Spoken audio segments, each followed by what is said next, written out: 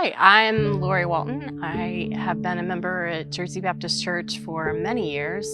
As a young Christian when I came here, one of the first people that welcomed me to Jersey was Nance Duncan, and she invited me into her family and introduced me to her girls and her son, and always made me feel a part of things.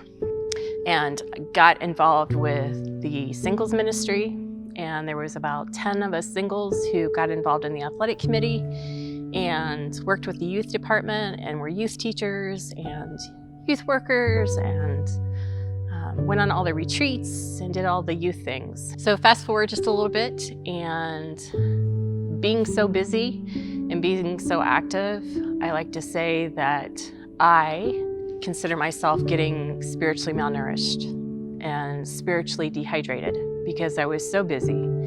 I was not making time for myself and taking good care of myself. And Satan got in. He got into all those cracks and pushed them wide open. I had an opportunity to witness to a person, to talk to them about Jesus. And over the course of several months, what turned into a pure desire to witness to this person for the Lord, to show them what it was to be a Christian, to walk as a Christian, to love Jesus, became a situation where I lied to my church. I stepped down of all of my responsibilities that I had at Jersey, and I packed up my bags and I moved to go live with this person for the rest of my life. Of course, this was an alternative lifestyle. And I had to lie to the church because I couldn't tell them what was really happening. I told them that I was going to try to help get her sober because she was also an active alcoholic. And 8 years into it, it was an unbelievable nightmare. I can't even begin to tell you how terrible and awful it was. And God uses all things for good. One day when I was coming home from work, I got a phone call on my cell phone as I was driving home, and it was a person from here at Jersey telling me that Philip Duncan had passed away. Now this was Nance and Pastor Phil's son.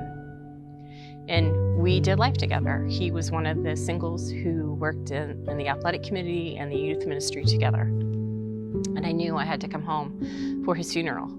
So I was completely terrified because I hadn't spoken or seen anyone from Jersey for 8 years.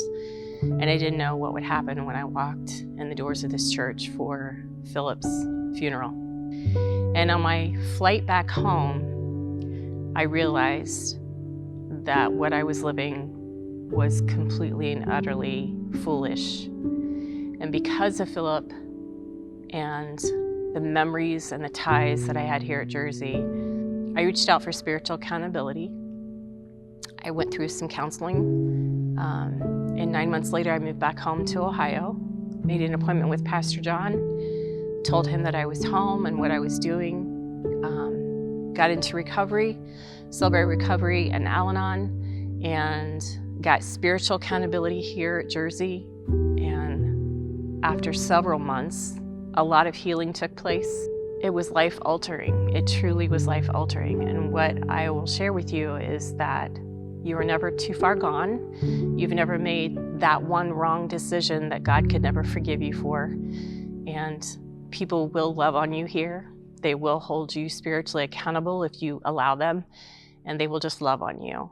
And you can have a changed life, and things can be better.